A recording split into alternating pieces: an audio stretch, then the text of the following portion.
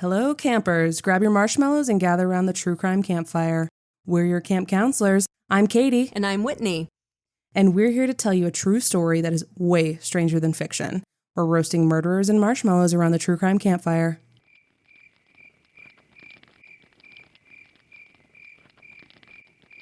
For thousands of years, human beings have sought spiritual connection and enlightenment. A lot of us are seekers by nature. We want to know why we're here and what, if anything, comes next. Sometimes it can seem like most of humankind is walking around with their heads in the sand, and we don't want to be one of those people. We want to chase after the secrets. We want to be plugged in. There's a long tradition as part of this search for truth of self-deprivation as a spiritual virtue, taking a vow of silence or poverty, forbidding alcohol or dancing or sex, fasting. Some people believe it strips away everything extra and leaves the spirit more open to connection with the infinite. Others prefer a more balanced approach to life, like the Buddhist Middle Way. But for those who choose to throw away worldly pleasures, the path can get pretty extreme. Today, we'll tell you about a group who claim they've given up one of our most basic needs, food, and have learned to live on nothing but light and air. Are these people just fully spiritually attuned, or are they just grifters? This is Enlightened, the bizarre world of the Breatharians.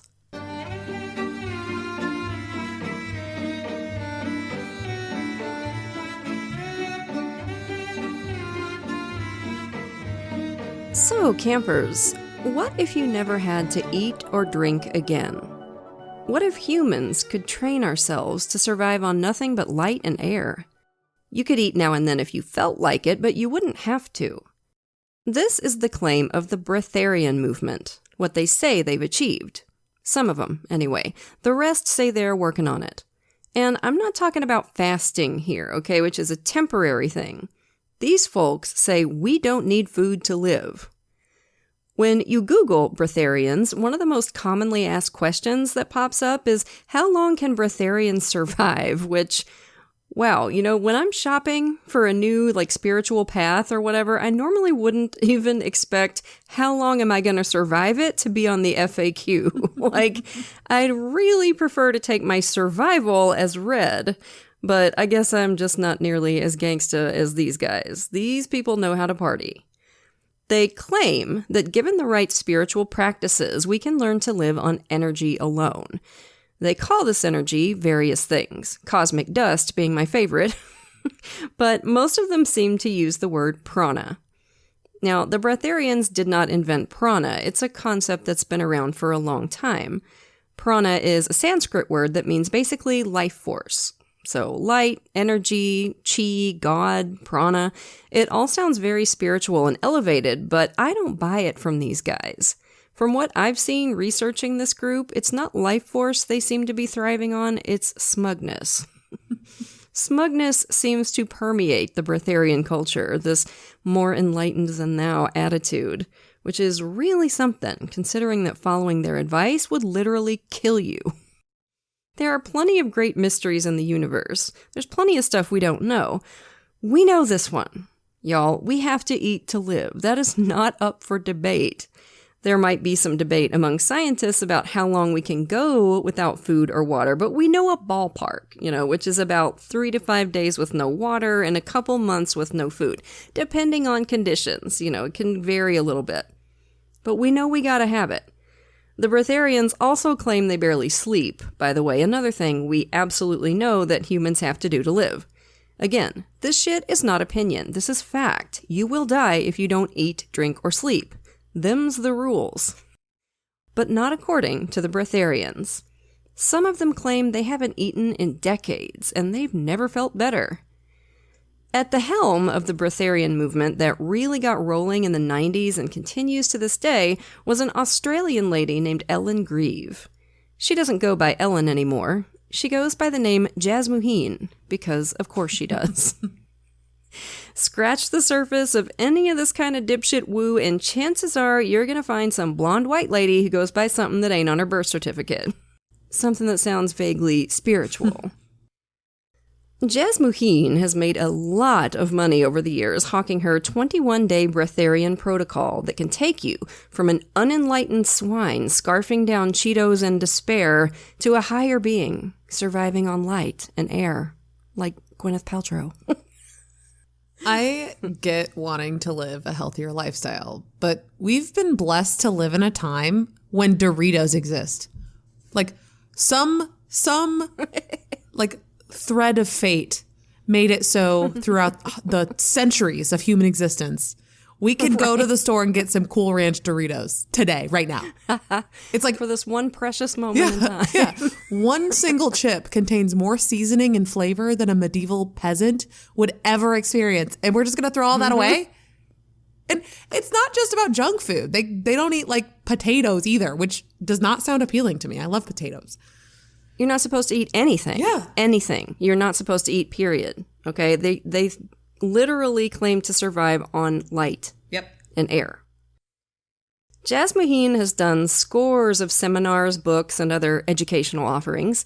She was a businesswoman before she started communicating by direct line with the Ascended Masters. She worked in finance until 1992 when she decided to put her business acumen to work hosting seminars on meditation. And she was off. Before long, Jasmuheen's book, Pranic Nourishment, Living on Light, was attracting thousands of curious followers and many more thousands of dollars. Her husband's a convicted fraudster, by the way. Just thought I'd mention that. Huh.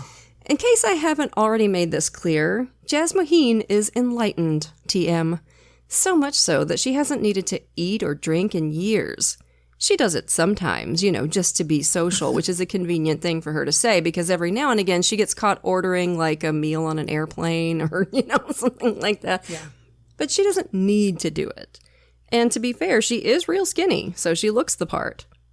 She's achieved all this by fine-tuning her vibrations through meditation and heart-to-heart chats with various Ascended Masters. Now, if you don't know who the Ascended Masters are, then obviously you have a lot of spiritual growing to do and should probably not be wasting your time listening to a true crime podcast. But in case you're unfamiliar, Ascended Masters used to be ordinary humans, just like you and me, but then they went through a whole series of spiritual transformations, ascending into the 6th dimension. If that doesn't clear it up, I don't know what else you need from me. Jesus was one of the masters, as was the Prophet Muhammad. Aleister Crowley, which, seriously, and this dude named Saint Germain. Saint Germain is one of the masters Jasmuheen chats with on the regular. In fact, some of her more recent writings came directly from him through her. Oh, good.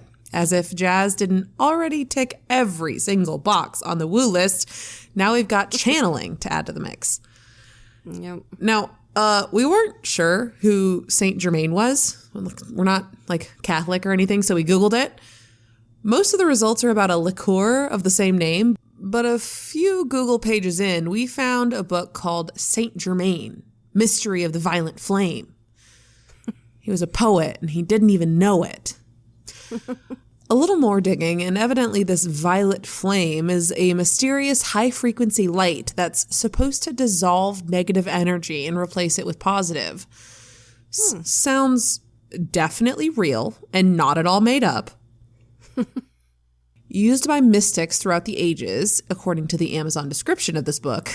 And I assume Saint Germain discovered it or some shit? I don't know. We did not have all day on this, okay?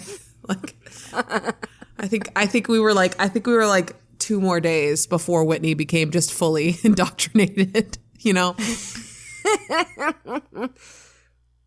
According to the blog of a lady named Jane Hallowell, who seems a little eccentric, Saint Germain has lived many lives, including Prophet Samuel of the Old Testament, Sir Francis Bacon, Saint Joseph, a high priest of Atlantis, Christopher Columbus, and Merlin, to name only a few.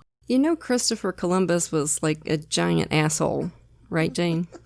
Apparently not. And Atlantis again. What is with these people in Atlantis? I know, Mother God, like love is one. She was always on about Atlantis, too. Listen, it was a good movie. I get it. I had a childhood crush on Milo, of course, and the girl. I don't remember her name. I had a huge crush on her, too. But listen, it's not real. I had to let that go. Jane wrote, he is often pictured as the well-known alchemist known during the reign of Louis XV, King of France. I have asked him if he was really the great Merlin, as this is the way I see him, and he responded that his role in that particular body is unlike the stories and fairy tales we read about. He was King Arthur's spiritual mentor. Okay, gotcha. That all makes sense. For sure. So I think these people would be much happier if they just wrote fan fiction. Like, I truly think, like, go watch BBC's Merlin and write King Arthur / Merlin fan fiction. Okay? There you go. It'll be well received. So anyway, this is the guy that Jasmine gets a lot of her info from. I will say Violet Flame sounds like a great name for a synth band. Or like a second-rate Evel Knievel. Like, ladies and gentlemen, get on your feet for the Violet Flame. And like, he still does tricks, but just slightly shittier, you know? So if all of this were true, it would be great, right? It'd solve world hunger because we wouldn't need to eat. But so far, the Breatharians haven't done a great job of proving their claims. Jasmine, for example, has a shaky relationship with the concept of proof. She once claimed that her breatharian practice had changed her genetic makeup. Her DNA had morphed from 2 strands into 12, she said, to, quote, absorb more hydrogen? Okay. Question mark was me, by the way. She just said it like it was a fact. Can any geneticists chime in on this? It seems like simple math to me. Like, more is better, and therefore 12 is better than 2. But I am just a lowly podcaster. I don't know anything. But when the organization Australian Skeptics offered her $30,000 to prove it with scientific testing, she said, I'll think about it, and then ended up turning them down, saying she just didn't see what the relevance of that would be. Well, honey bun, the relevance to you would be putting an extra $30,000 in your bank account, and we know you like money, judging by your luxury lifestyle. So Why turn it down? Could it be because you know it's bullshit? Can y'all feel your individual strands of DNA? Like, how do you know how many of them are in there? How many do you feel right now? Let's all do a check-in. Yeah, I got nothing, but I did eat some Flamin' Hot Funyuns earlier, so I think my aura is out of whack or whatever. Definitely. I think that's the lowest vibrational food is Flamin' Hot Funyuns on the list. In 2005, legendary debunker James Randi, may he rest in peace, also offered Jasmine money to prove her breatharian claims. $1 million US, and she turned him down too. She said that offers like this were an attack on her beliefs and that you can't measure spiritual energy under a microscope. That's convenient, isn't it? That there's no way to prove any of this stuff? Yeah, I'm going to go ahead and call bullshit. You are not espousing a belief here, okay? You're literally claiming that you don't have to eat to live. That is not a belief. That is what we call a falsifiable claim, and you should easily be able to prove it if it's true. Yeah, 12 DNA strands is quantifiable. Like, these people love making radical claims and then hiding when somebody offers to prove it for them. It's super weird, right? Yeah. Well, she did once agree to demonstrate her breatharian skills for the public, though, for the Aussie news show 60 Minutes. And it went great. I'm kidding. It was a disaster for Jasmine. To test her claim that she didn't need to eat, the 60 Minutes crew set her up in a hotel and kept eyes and cameras on her 24/7. You know, to make sure she wasn't sneaking Chips Ahoy or anything. No food or water for 7 days. Jasmine said it was going to be a vacation. She could do it standing on her head. And I know this is going to shock y'all, but her body started falling apart almost immediately. She was slurring her words, her pupils were huge, she looked gaunt and pale. The show had hired a doctor to monitor her throughout the experiment, and by day 4, the doctor was saying, you have to call this off or she's going to be in real trouble. For her part, of course, Jasmine said it was all the show's fault. The place they'd set her up in was in the middle of the city, far too much pollution in the air for her to take in the nourishment she needed. So 60 Minutes called her bluff. Okay, we'll go way out into the unblemished countryside then. And surprise, surprise, the results were the same. 2 days in, the doctor said she had to stop or risk kidney damage. Jasmuheen and her cronies wouldn't admit defeat, though. She said, "I've done it for a long period, and 6,000 people around the world have done this without any problem." Really? We'll get more into that claim in a bit. But the Breatharian movement goes back further than Jasmuheen. In 1981, a guy named Wiley Brooks appeared on the TV show That's Incredible, claiming he hadn't eaten anything in 17 years, subsisting only on light and air. He demonstrated his robust health on the show by lifting 10 times his body weight. He weighed about $130, so that's pretty damn impressive. Wiley didn't invent Breatharianism himself. It had been around a while already as a concept, but he'd written a book on it, created a program to follow, and was charging a pretty good chunk of change for day-long seminars about it. His book, which he co-authored with a woman named Nancy Foss, was called Breatharianism, Breathe and Live Forever, The Healthy Diet for Eternal Beauty. I love that title. It's like, damn, really cramming in as much gravy as you can there, aren't you? It'll make you immortal, healthy, and beautiful. How can you lose? Wiley and Nancy had a whole process you were supposed to follow to reach full breatharianism. Most food was pure poison, they argued, and responsible for turning perfectly healthy humans into gnarled old folks. You didn't actually have to age if you gave up all that gross food, they claimed. You could just get stronger and better. The first part of their process was to limit yourself to yellow foods only, which absolutely cracks me up to the core of my soul. Like, you could have corn on the cob, Kraft singles, mustard, I guess, lemons. Oh, and rum raisin ice cream. That was on the approved foods list. So, like, it makes you wonder, like, how yellow did it have to be? Because I don't really think of rum raisin ice cream as particularly yellow, you know? Like, did he provide you with a color chart? Or were people just winging it? Like, what about pastries? Those are sort of yellow. Biscuits? Yeah. Why? Wait, hold on. Why yellow foods? Because of its vibrational frequency. Duh. Jesus. You know, if you understood anything, you wouldn't even have to ask questions like that. It tells me a lot about your level of consciousness. Yeah, I'm on the same level as, like, a snail, I think. I just want to eat food that isn't yellow, probably, and snail around. Snail around. I want to snail around. I know, it sounds nice. So the yellow foods were supposed to clean your blood of all the toxins. And after eating like that for a while, you were supposed to taper off food altogether. Food is more addictive than heroin, Wiley said. Which, like, hang on, if that's true, couldn't you say the same thing about breathing? I mean, where's the line? I just don't get these people. There were other things in Wiley's protocol, too, of course, like always facing north while sleeping. Makes perfect sense. Especially after his appearance on That's Incredible, Wiley attracted a loyal group of followers who ate up everything he had to say. I mean, they weren't allowed to eat anything else. This chode was actually advising moms not to feed their children. Yikes. One of his early adherents, believe it or not, was Michelle Pfeiffer, the actress. She said the group was pushy and bossy and wanted her to pay a shit ton of money for every tiny part of the process. Eventually, she realized it was a cult and she quit. Wiley still had plenty of people willing to pay for his seminars and books and whatnot, though, and some of his followers in LA took to living together so they could study Wiley's methods full time. As the YouTuber Atrocity Guide put it in her excellent video on the Breatharians, Wiley's book attempted to intersect both the fad diet craze and the spiritualism craze of the 1980s, two booming movements which became notorious for preying on the gullible. Yeah, still are. But Wiley had a naughty little secret. Donuts and pot pies and McDonald's quarter pounders with cheese. Our boy, Mr. Breatharian Guru Extraordinaire, was a secret eater.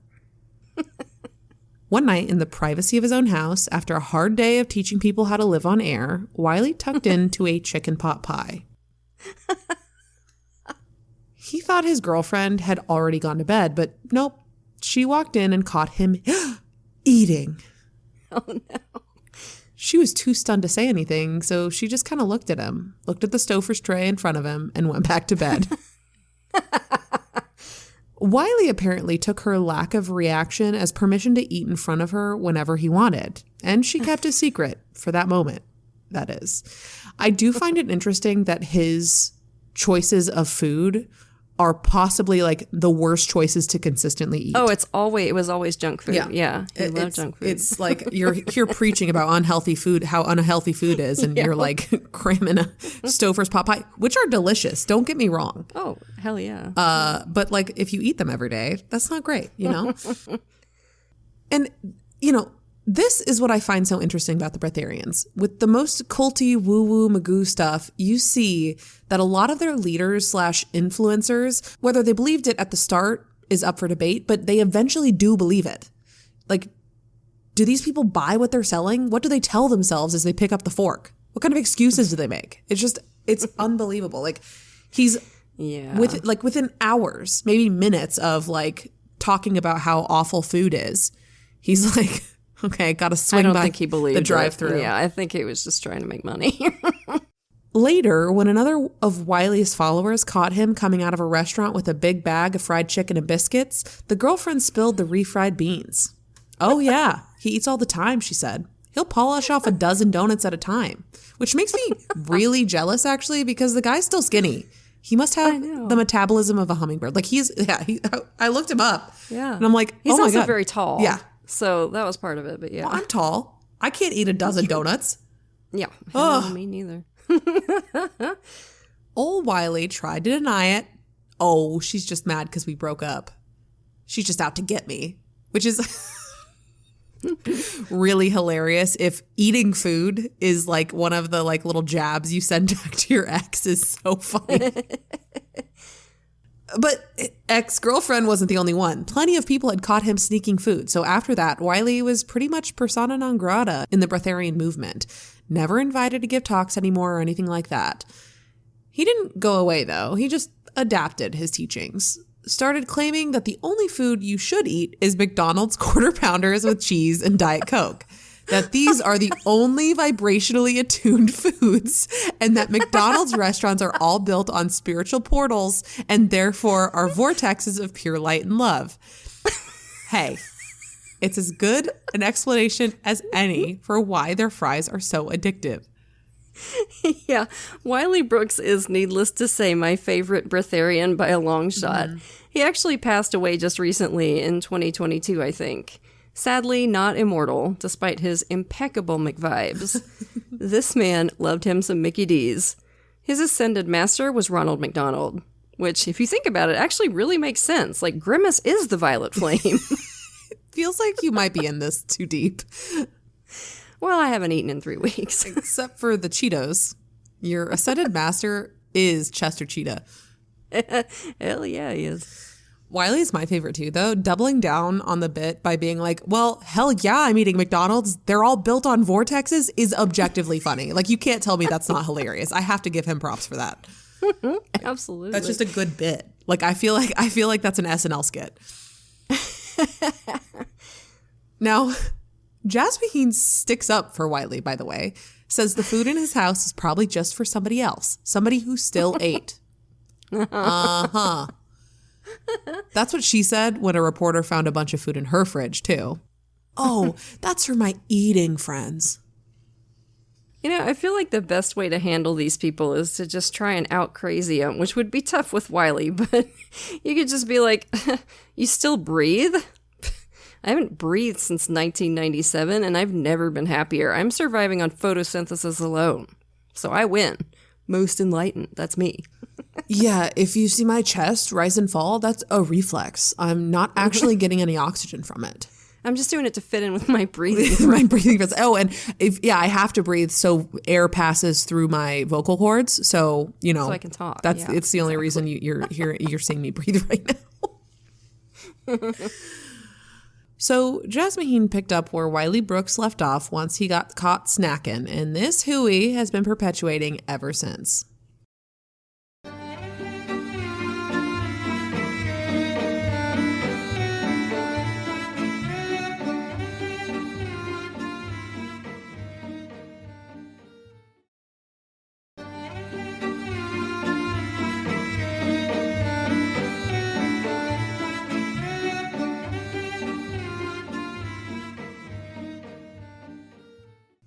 Now look, I want to stop for a second and clarify something because I can hear people getting mad. Although it is not something I find meaningful for my own life, I do not have a problem with you if you're into what we might broadly refer to as New Age religion or New Age spiritual practices, whatever. If you're into astrology or numerology or energy work, any of that stuff, if you believe in ascended masters or angels or whatever, I don't share your belief, but you have every right to believe it, and if it enriches your life, that's great. Go with my blessing. I mean that wholeheartedly. Now, some of the language the Breatharians use, some of the sea in which this stuff swims, is woven in with some of those belief systems. Like, they will share some of those beliefs, but I want to be clear that I am not trying to bag on the belief systems as a whole. We have a problem with the Breatharians because they are lying and their lies are dangerous. In fact, they can be deadly. Let's talk about the deaths in the Breatharian community. The ones we know about, that is. I think there are probably others that we don't know about, too. In 1997, a German kindergarten teacher named Timo Dagen discovered Jasmuheen's big bag of bullshit on the internet and decided to give it a try. Almost 2 weeks into the Living on Light protocol, Timo started having blurred vision. A week later, he was in a coma. One of his doctors told the press that when he came into the hospital, Timo looked like he'd been in a concentration camp. His circulatory system had all but collapsed. Timo was in the hospital for a month before he was well enough to leave, but his recovery didn't last long. Shortly after his discharge from the hospital, still weakened, he had a bad fall. He died soon after of head trauma. He was 31 years old. Then there's Australian Verity Lynn. In 1999, Verity tried Jasmuheen's 21-day protocol. She was found dead in the Scottish Highlands, lying nearly naked next to a loch. Her cause of death was dehydration and hypothermia. Her journal was full of notes about her determination to fast until she'd trained her body to live on light. She had a well-thumbed copy of Jasmuheen's book, Living on Light. She was 49 years old. When she found out about Verity, Jasmuheen claimed she cried for days. But then she said she'd had a little chat with one of her ascended masters, and he reassured her that Verity had just found, quote, a very nice way to go out, so it was all good. Yeah, fuck you, you absolute psycho. She died scared, cold, starving, and thinking she wasn't enlightened enough because of you and your hogwash. Shut the fuck up. I frickin' hate Jasmuheen. Ugh. Next, we have Australian Lanny Morris, and I'm going to warn you right now, this story is fucking awful, okay? So if you're squeamish, you might want to skip the next, minute or so, maybe minute and a half. Lonnie was a 53-year-old mother of 9 when she discovered Jasmuheen's book. Lonnie was always a spiritual seeker, and she was intrigued at the idea of a long fast to cleanse her spirit. Eventually, her interest led her to a couple named Jim and Eugenia Pesnak. The Pesnaks were Breatharian experts, at least according to them. They told Lonnie Morris they'd guided dozens of people through the 21-day protocol, and they could help her too if she'd come to their house in the Brisbane suburbs. First, though, they sent her a contract to sign, detailing the protocol, just orange juice for 7 days, then nothing at all for the next 2 weeks, and absolving the Pesnaks of any legal responsibility if something went wrong. In June of 1999, Jim and Eugenia met Lanny at the airport and brought her back to their house. They set her up in a little caravan in their backyard. Isolation, they told her, was an important part of the protocol. And so it began. 6 days into her orange juice-only week, Lonnie fell out of bed. Jim Pesnak heard the thud while he was out working in the yard and ran in to check on her. "Stupid me," she said as he helped her back into bed. She was not looking good, and not feeling good, either. Lonnie had been keeping a diary since she arrived at the Pesnaks, and it was full of daydreams about food and drinks. "Every morning I think of cups of Earl Grey tea. Yesterday I caught myself reminiscing over tomato and coriander soup. Today it is Black Forest cake and pancakes with maple syrup and ice cream and hot chocolate with marshmallow." She wrote about how her breasts were getting smaller. "Wish it was my stomach," she wrote. But she was still hopeful about the protocol. One day, she felt a tingle all down one side of her body, and she got excited. Maybe this was the start of the spiritual cleansing. It wasn't.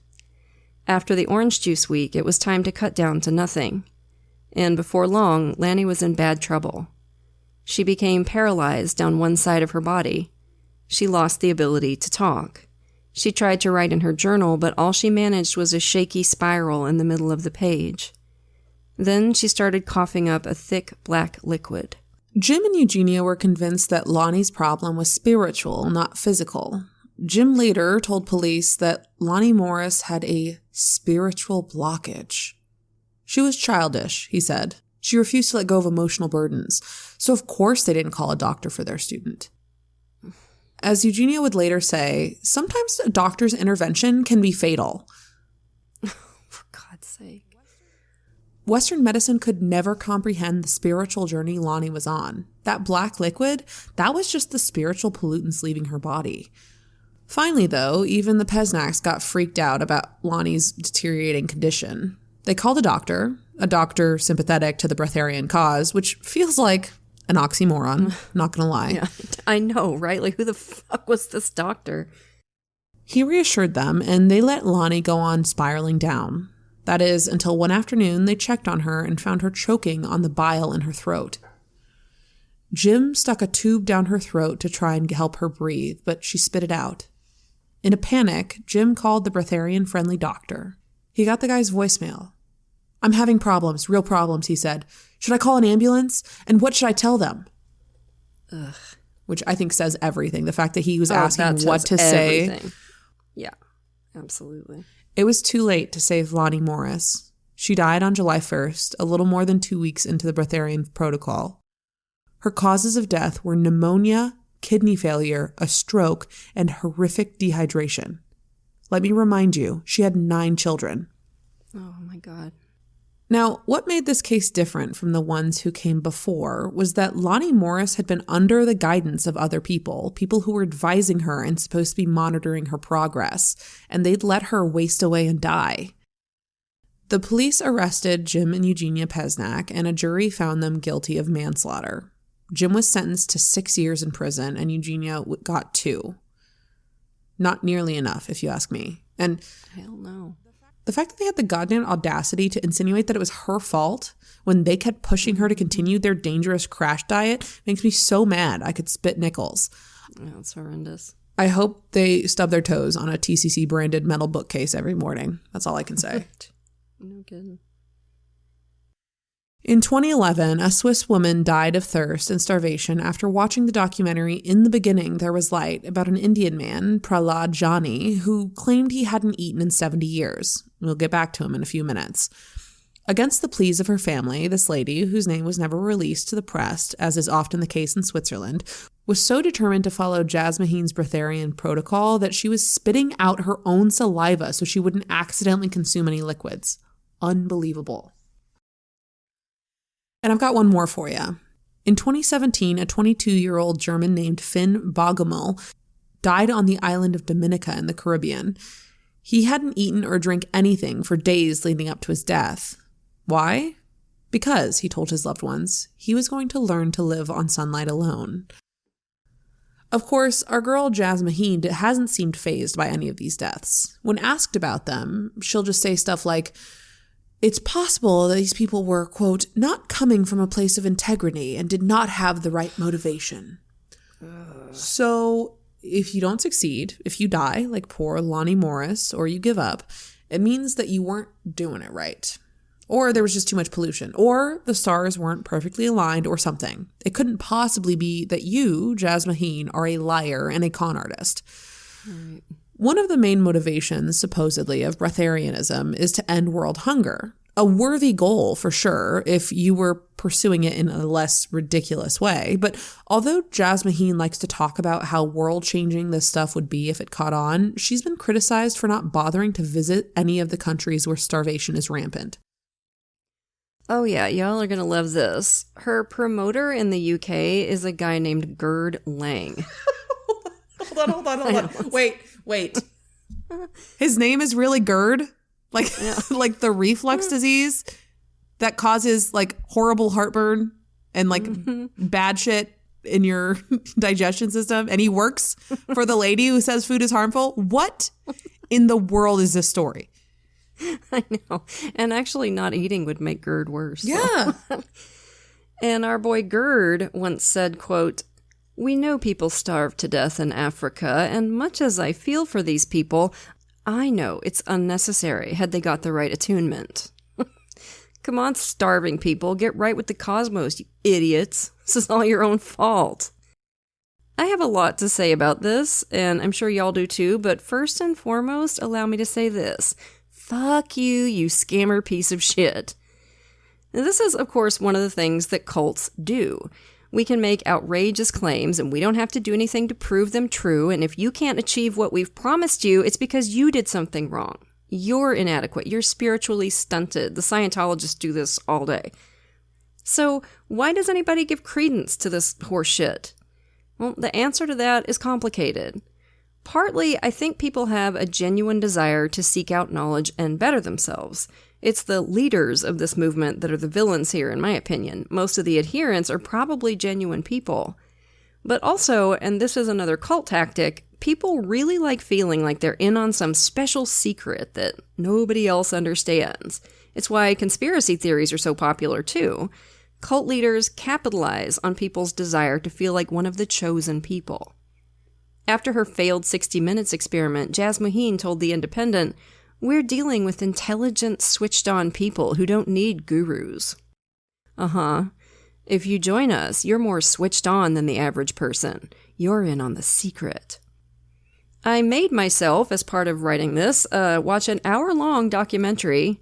It felt like it was several hours long, but I checked, it was only an hour, by Breatharians about the Pranic World Festival, which has been going on in Italy since about 2014, I think.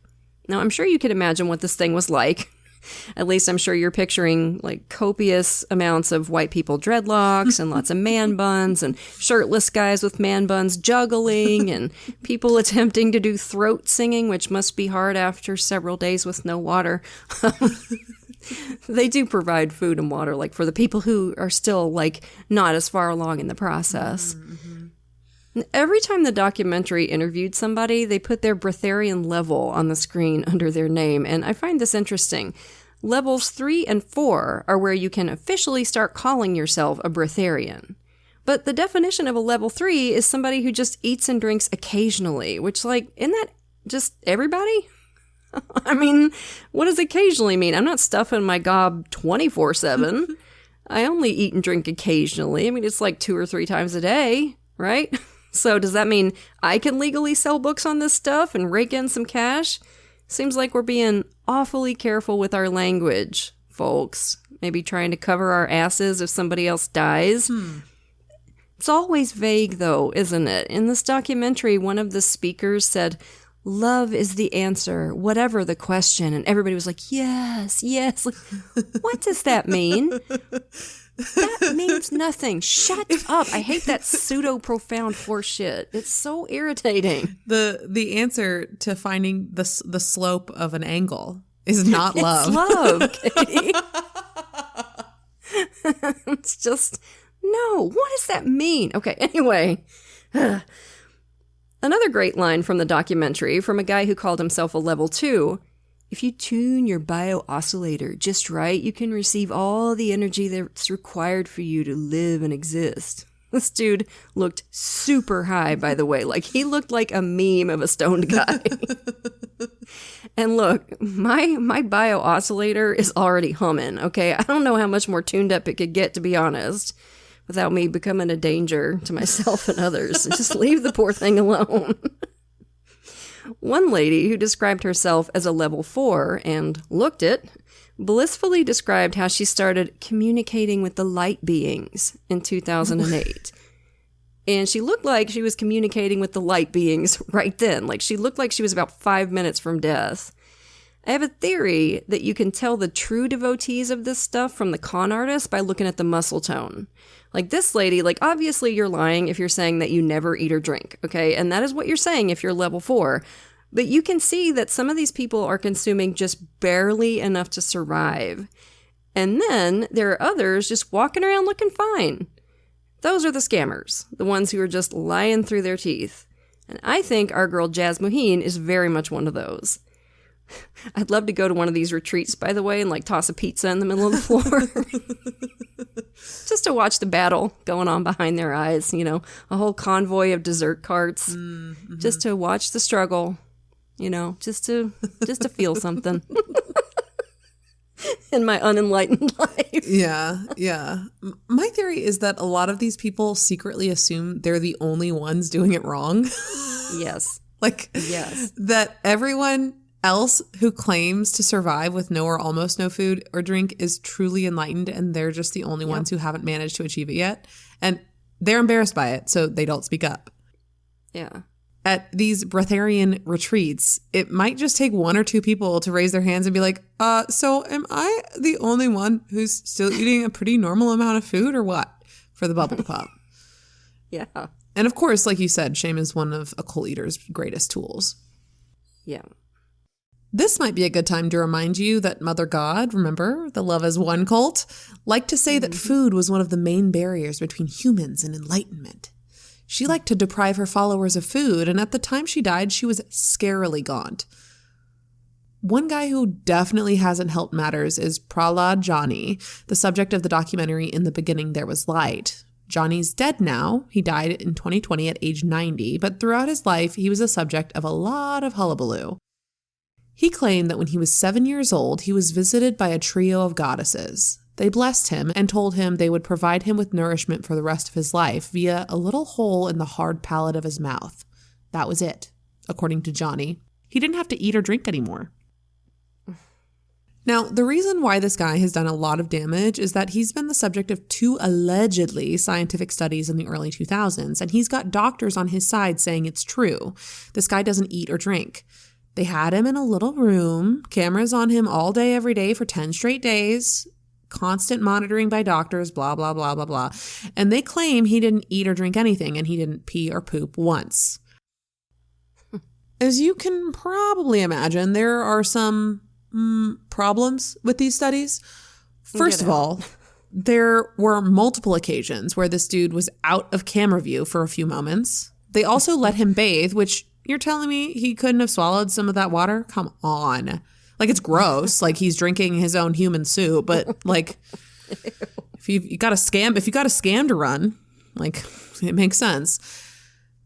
But the main problem with these experiments was the guy conducting them, Dr. Sudhir Shah. My guy claimed to have done this before with another self-proclaimed breatharian, a guy who eventually got caught eating, just like Wiley Brooks, and he was very cozy with the breatharian community. Most definitely not an objective source. Sounds to me like a man with an agenda trying to get some attention and fame. Mm-hmm. The documentary about Johnny came out, and 1 year later, the Swiss woman died soon after watching it. It's not hard to make a connection. Other experiments with other breatharians have gone similarly to Jazz Mahin's epic failure on 60 Minutes. Eventually, the doctors pull the plug, because if they don't, this doofus will literally die. Yep. And sometimes they pull the plug themselves. A 65-year-old lady named Navina Shine tried the breatharian protocol on her YouTube channel back in 2013. Navina is an interesting person. Apparently, she got herself into the Guinness Book of World Records in the 90s by walking over fire using mind over matter techniques. Now her goal was to go 100 days without food to prove it was possible to live on energy from the universe. Now, I know some people felt otherwise, but after watching some of her videos, I feel like she was genuine about this. Navina seems like a sweet lady who was sincere in her desire to try and make the world better through the breatharian lifestyle. Very different from the con artist I believe Ms. Jazz Mahin to be. Navina developed her own protocol. She'd drink tea and water, but she wouldn't eat anything at all. She set up cameras all over her house so her YouTube audience could watch her. She was convinced that, as Jazz Mahin claims, she could instruct her body not to lose weight beyond a certain point. Navina said she didn't consult her doctor before she started her experiment. Quote, "A doctor can't see living on light because he looks through different lenses," Navina told a Vice reporter. "The people cannot see the possibility of living on light because they are living the paradigm of it can't be done. Not possible. Yes, honey, that's the paradigm we like to call reality." Bless your heart. Navina had some ups and downs throughout her experiment. She had some stomach issues, like bile rising up in her throat and stomach pain. Other days she said she was full of energy. But of course, she lost a scary amount of weight scarily fast. 47 days in, Navina finally came to her senses and stopped the experiment, thank God. She's honestly lucky to be alive. It was staying hydrated that saved her, but she wouldn't have lasted much longer, and I hope she didn't do any permanent damage to herself with her experiment. I hope she's doing well. Despite all the tragedies, not to mention the universe of evidence that contradicts the Breatharian claims, this silliness persists to this day. Jasmuheen is still around, still raking in money with her seminars and educational materials. And there are other Breatharian influencers, all of them about as insufferable as you're imagining them to be. In 2017, a couple named Ahaki Ricardo and Camila Castillo got a lot of attention online when news outlets picked up on their claims that they're able to survive on the universe's energy. They claimed they went 3 years without eating at all, and were now just having an apple or some veggie broth a few times a week. Castillo claimed she practiced breatharianism during her pregnancy, which is terrifying, although I'm sure she's lying, so it's fine, but oh my God. Mm-hmm. These two were, of course, offering a program to teach you how to adopt the breatharian lifestyle, or as they put it, quote, give you all the tools you need to become food-free. This program was not free. All the Breatharian gurus I've discovered have been very clear about the fact that you shouldn't try this stuff without guidance and training. Guidance and training that is, of course, conveniently available through them. And again, not free. Ricardo told CNN that you just need the proper tools and awareness to become a Breatharian. We all know the air is light, he said. We all know there is energy in nature, so there's no way this can be dangerous. Yes, honey, nature's never dangerous. I've got some deadly nightshade tea for you here. God. This is just one example of the way the media has failed us terribly in reporting on this stuff. Ricardo and Castillo were featured in the Daily Mail, the New York Post, the Sun, and the Independent, and the coverage was infuriatingly fluffy. They mentioned, of course, that experts contradict the Breatharians' claims, but still managed to platform him, and Ricardo later told CNN that the coverage brought him and Castillo thousands of new curious followers. Great. On a site that has the gall to call itself Strong Health, you can find an article titled The Benefits and Risks of a Breatharian Diet. Benefits? Are you fucking kidding me? The article was clearly written by AI, and it's just beyond absurd. You should weigh the benefits and risks and think about whether this diet is right for you. It is not right for anyone. No, you should avoid this dangerous shit at all costs. And honestly, I just don't get it. To me, if we're talking about enlightenment, it is much more enlightened to think of ourselves as a natural part of the planet we're on. And I mean, humans are animals. We're made to eat food and drink water. We don't have chlorophyll. We can't photosynthesize. We're part of a natural world. And to deny that as some sort of path to enlightenment is just bizarre to me. Would you expect a lion or a deer or a dolphin to do this shit? Of course not. So what's so frickin' special about us? It just doesn't seem like enlightenment to me. It seems like arrogance. Yeah, it's never been about actual enlightenment. It's been about feeling like you're a special little snowflake in the universe. Absolutely. And there's this little clip that I found on YouTube, on a YouTube short, of these two people who claim to be Breatharians talking. And one of them said something like, people will ask you this question, what does it take to become a Breatharian? And even to ask that question, it tells you a lot about the level of consciousness that they're coming from. Because if you really understood this, you wouldn't even need to ask that. It's not something you become. It's you are, and you just have to realize it. Shut the fuck up. Yeah, well, smugness. Because, I think the most enlightened people, when you talk to them, they understand their place in, the natural world, right? They understand, it's okay to eat, it's okay to eat a Dorito once in a while.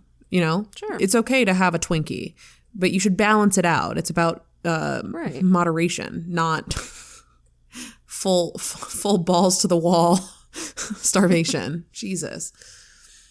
Jasmuheen herself has always insisted that she's not trying to force anybody to take on this way of life. She's just educating people. That's all.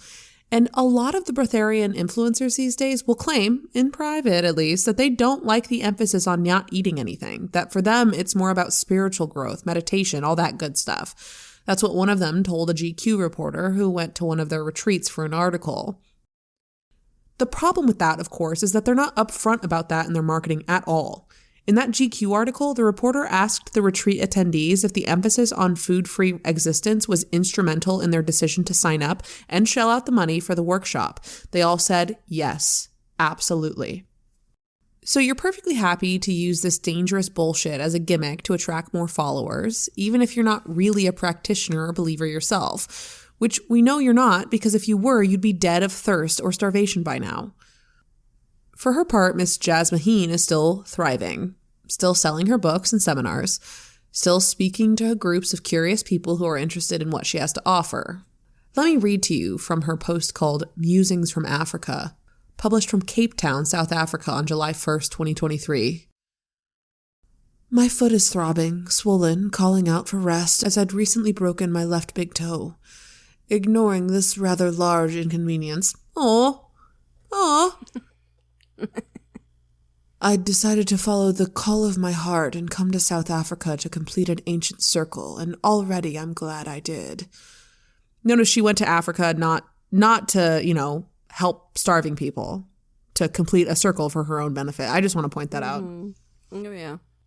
After a good night's rest, as I hobble out my door, I began to sense this linear time flow of another being, another part of me coming more alive within me. My first human form, taken over 100,000 years ago in this ancient land, is reawakening now within me with every step I take. In simultaneous time, that circular flow, I realize again that I still hold the body of this slight small man, and my tribe is the Bushmen of the Sans people who have been in Africa for over 130,000 years. My memories of this life arose within me nearly 4 decades ago when I began to spend time with my husband, who I soon discovered was my blood brother in that tribe. Oh my God. You always love to hear, it's always the incest. White ladies talk like this. Yeah. That's really uncomfortable. It's always incest. Like, always. Always. Oh, you're talking about the brother thing. Yeah. Yeah. I was just saying, every friggin' white woman I was that actually says, a black man in in a previous life. Yeah. I was actually an African man, and so therefore you're oppressing me by making fun of me. I can relate to the plight of people of color because I was one 130 years ago. 130,000 years ago. That was the last time. 130,000. She's that's too. Anything closer is too much for her. Oh my God, I cannot with this woman. It goes on like that for a while, and this is the kind of red hot material you get when you sign up for Jasmine's newsletter. Yeah, you might find out you and your husband were related in a previous life. Fun. I pointed that out because I don't think this is the first time we found that somebody was schmacking their past life family member. I think that's happened before in case we've discussed. I can't remember. Yeah. But I think it's happened. Now, I don't know if we can call the Breatharians a cult. I think it checks a lot of the boxes, and I wouldn't be surprised if smaller Breatharian cults existed. But there's not really a centralized organization around this practice or a charismatic leader who tells them what to do and punishes them if they don't do it. Cult light would be a good way of describing it. Yeah, I think so too. I think there could be small pockets, but yeah.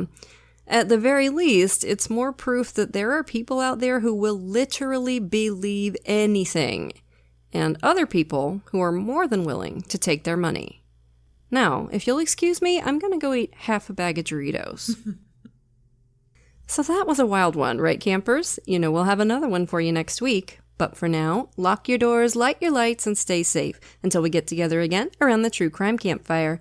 And as always, we want to send a grateful shout out to a few of our lovely patrons.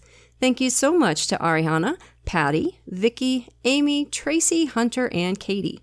We appreciate y'all to the moon and back. And if you're not yet a patron, you're missing out.